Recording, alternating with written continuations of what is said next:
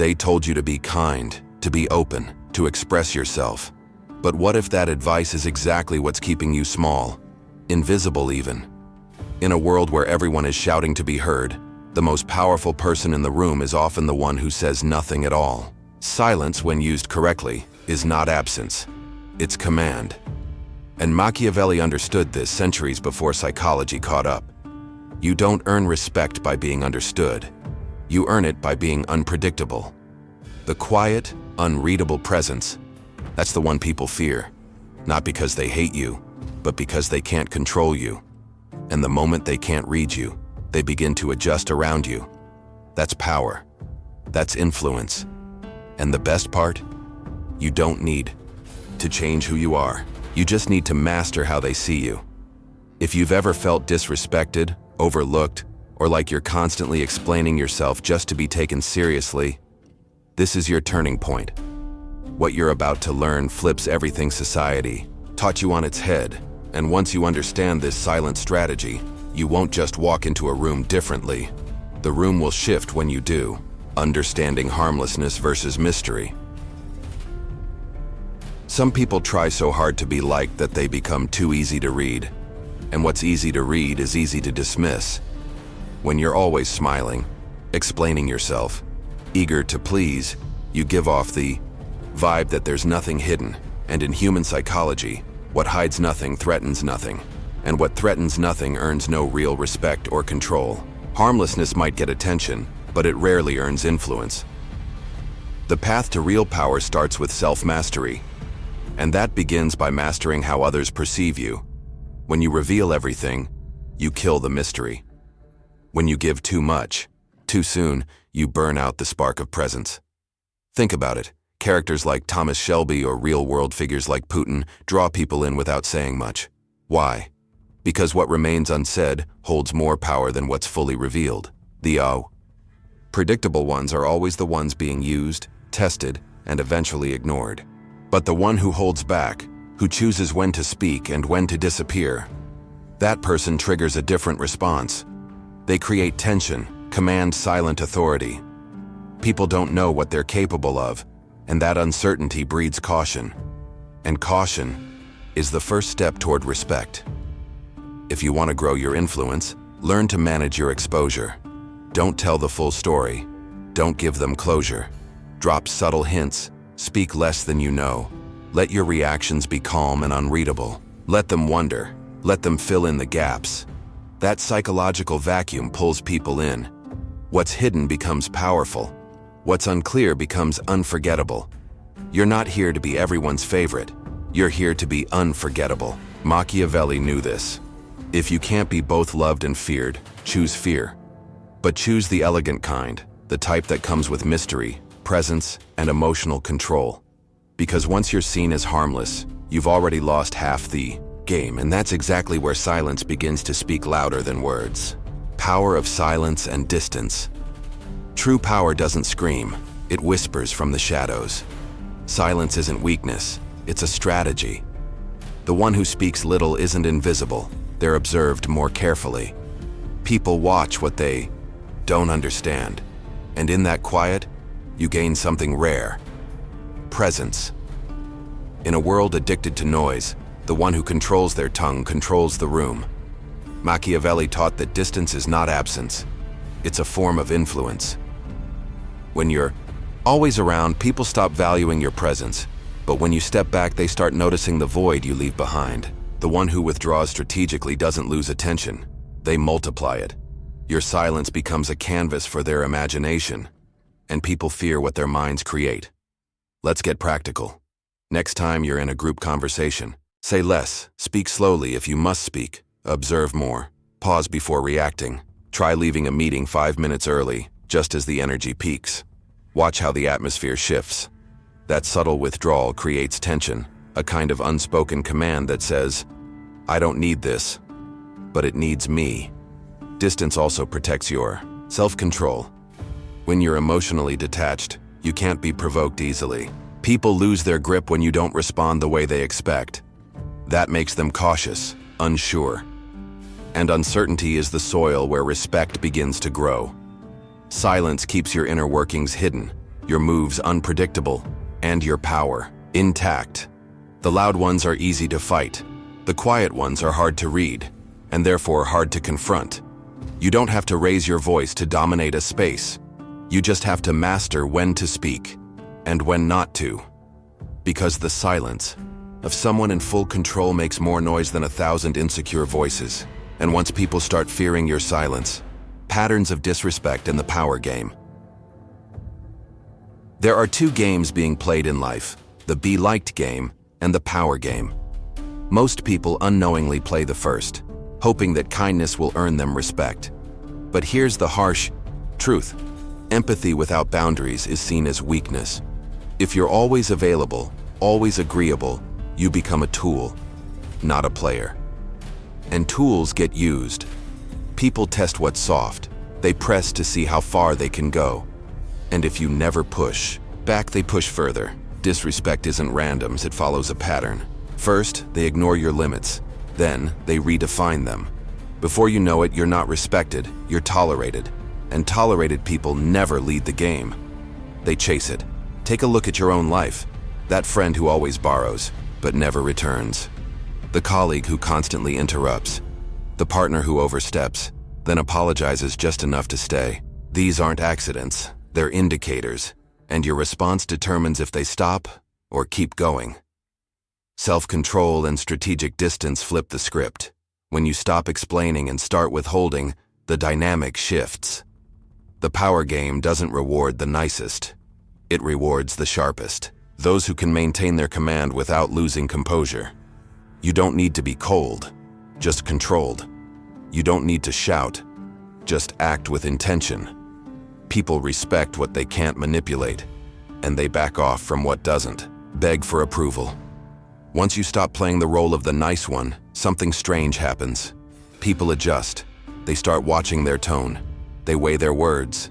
They check themselves before crossing lines. Because now, you're no longer part of their comfort zone. You've stepped into the game of power, and soon you'll learn the next key: unreadability.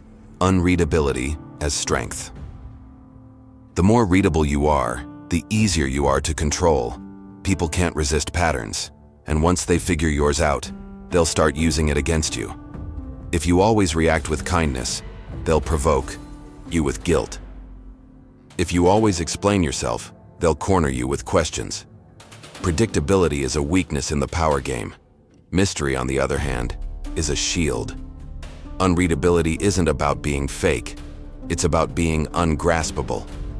It means you don't give people a clear script to play against. One day you're warm, the next you're neutral. One moment, you engage fully. The next, you disappear. That inconsistency keeps others guessing, and when they can't anticipate they treat you more carefully. It's a subtle form of psychological influence. Let's say someone tries to guilt trip you. Instead of reacting with emotion or explanation, try silence. Just a calm gaze. No defense, no justification. You'll see them become uncomfortable. They expected a script, and now they're facing a mirror. That mirror makes them check themselves. Not because you attacked, but because you didn't. That's self-control in action. Consistency is overrated when it comes to emotions. If people always know where you stand, they can stand above you. But when your emotional reactions are disciplined and selective, they're forced to work harder to maintain your attention. That's power, not in dominance, but in unpredictability.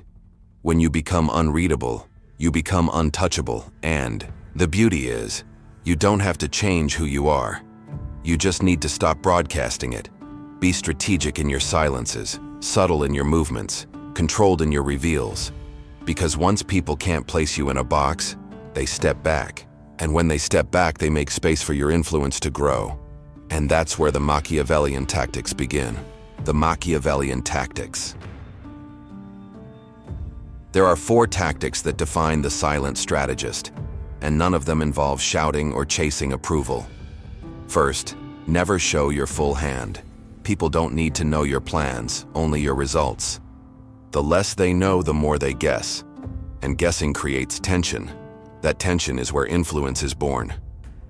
Second, never defend yourself. Defensiveness is weakness wrapped in words. When you defend, you justify. And when you justify, you shrink. Let others make assumptions.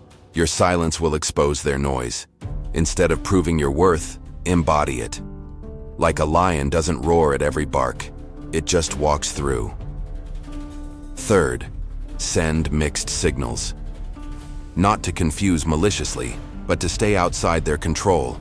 Smile when expected to frown. Say less when they want more. Compliment, then withdraw. That dance of ambiguity builds psychological gravity. People are drawn to what they don't fully understand. It's the same pull that makes fire both beautiful and dangerous. Fourth, keep your cool when others lose theirs. Chaos is a battlefield, but control is a throne. When others get emotional, let them. While they burn energy, you conserve power. That composure, that emotional neutrality, is presence in its purest form. It tells the world you're not easily moved, and that makes you the one who moves others. These aren't just tricks, they're teachings of Machiavellian wisdom refined through time, and when practiced together, they form an armor that few can penetrate. Because real power isn't about force, it's about psychological dominance. And the next piece of that, armor, it starts with how you sit, how you breathe, and how you hold your posture. Posture and emotional neutrality. Power isn't always spoken. Sometimes it stands still. Your posture says more about you than your words ever will. Shoulders relaxed, eyes steady, breath controlled. This is presence without effort. Got you, bow. Don't need to perform dominance. You just have to stop leaking insecurity. Stillness creates tension, and tension, when mastered, commands respect. Emotional neutrality is the art of not flinching. While others ride emotional roller coasters, you remain grounded. That calmness makes you look like you know something they don't. And often that's enough. People fear what doesn't react. Why? Because it's harder to predict, harder to manipulate, and the unknown always carries perceived power. Want to train this? Start with moments of frustration. When someone cuts you off, when a message triggers you, pause. Inhale slowly. Don't move. Let your body speak self-control before your mouth does. That silence buys you influence. It makes others question your depth. And questions create an aura of mystery. Emotional control isn't about repression. It's about command. You feel everything, but you choose what others get to see. That choice is your strength. Because when your reactions are strategic, even a raised eyebrow becomes a weapon. You don't need to shout, argue, or prove. You just need to be still, unreadable, and precise. When you master this type of presence, you no longer chase attention. It finds you. People lean in, trying to decode your energy. They wonder what you're thinking, what you'll do next. And that uncertainty sticks with them. You become unforgettable. Not because of what you said, but because of what you didn't. And that's when your presence starts living in their minds, becoming unforgettable through presence. Being unforgettable has nothing to do with being loud. It's about the impression that lingers after you're gone. When people can't figure you out, they replay every interaction in their minds. Why did he say that? Why did she leave so suddenly? That psychological loop is influence, and you don't create it by explaining. You create it by withholding. Closure is overrated. Leave people hanging, wondering. When you walk, away at your peak, not after they're done with you, you carve a space in their memory. That's how power works, not in volume, but in presence. The ones we remember most are the ones who left a gap. And gaps by nature beg to be filled. Let's make it real. Say you're in a conversation that's going well. Instead of dragging it out, end it with a smirk and walk away. Or after delivering value in a meeting, excuse yourself calmly, while others are still talking. That creates tension. It sends a message. I don't need to be here to matter. And that message echoes long after you've left. Mystery is magnetic. The less they understand you, the more they want to. When people don't get full access, they lean in. That's how presence becomes psychological gravity. You're not just someone they met. You're someone they can't stop thinking about. And that's when respect starts to blend with fascination. To stay unforgettable, you must balance visibility with absence. Appear with impact, then vanish with precision. Let others crave your return. Let them talk about you when you're not in the room. That kind of influence can't be faked. It's earned. And the key to maintaining it? It's hidden in your daily habits. Daily habits of influence. Influence isn't built in grand gestures, it's built in the details. Small, intentional habits repeated daily shape how others perceive your power. For example, pause before speaking, especially when emotions rise. That silence before the words adds weight. Speak slowly, not out of laziness, but because speed implies desperation. Control your pace, and you control the room. Another habit? Leave early. Whether it's a meeting, a party, or a casual hangout, exit while you're still the center of attention. That's when presence becomes addictive. People remember those who vanish on a high note. It creates longing. And longing is psychological influence that lingers far beyond physical proximity. Practice stillness. Even in movement, don't fidget. Don't bounce your leg. Don't overexpress with your face. Calm gestures speak louder than words. When others are reacting and vibrating with anxiety, your calm becomes contrast, and contrast draws attention. Attention leads to respect. Respect leads to silent command. Master delayed responses. When someone texts you with urgency, don't jump. When someone challenges you, don't flinch. Let them wait. That waiting period builds tension. And in that space, you gain power. Because now you're not being pulled by them. You're setting the tempo. And in every game of influence, the one who controls the tempo wins. These aren't just personality traits. They're strategic rituals. And once they become automatic, so does your presence. You'll stop trying to be noticed and start being remembered. But to lock in that level of control, there's one last behavior you must eliminate: the habit of over-explaining. Stop explaining and start withholding.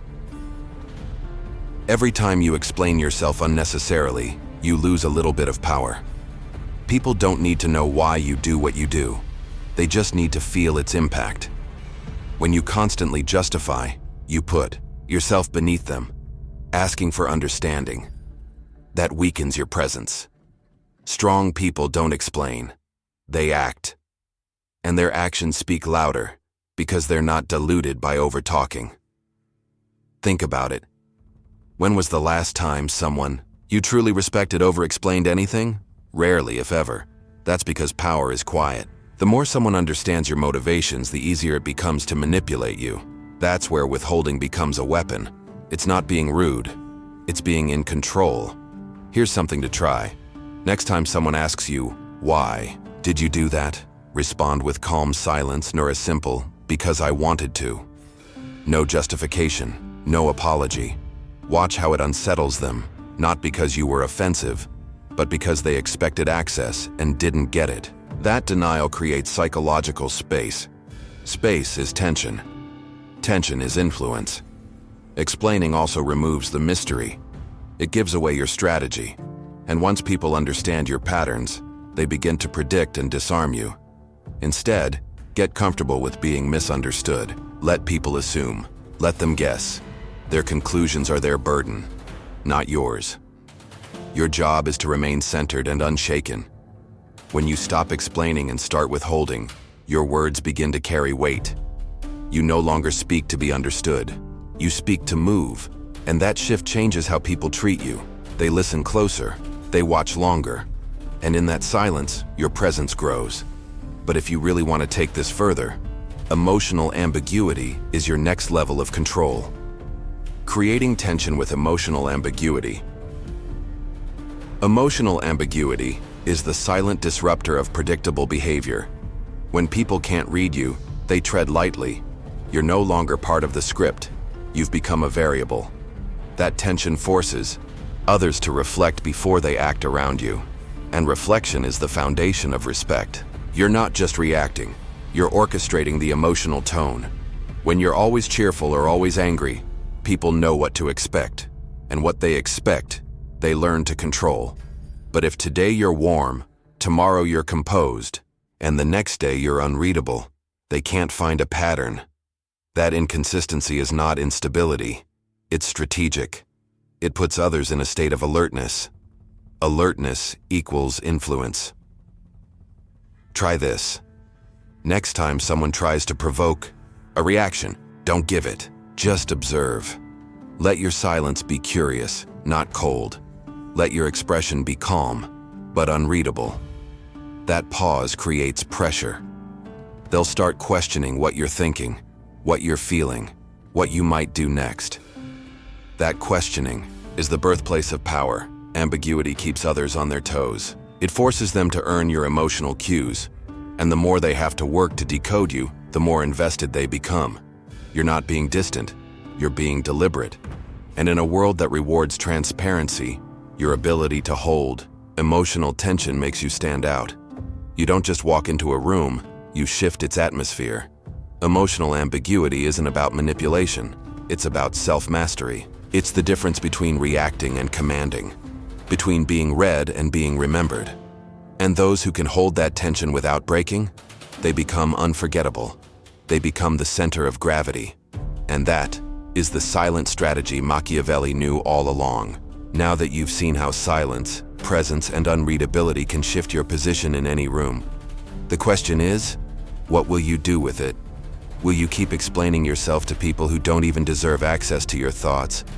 Or will you start moving differently, boo, with command, with control, with influence? Because truthfully, your power begins the moment you stop seeking permission to own it. Start small. Speak less today than you normally would. Hold eye contact 2 seconds longer. Delay your reactions. Watch how people shift around you when you stop performing and start observing. The transformation doesn't require a new personality, just new posture. And tell me, which of these strategies hit you the hardest? Which one do you know you've been avoiding, but now realize it's time to apply? Leave your thoughts in the comments. I want to hear how you're going to start walking in power, silently. And don't forget to subscribe and turn on notifications, because this was just the beginning.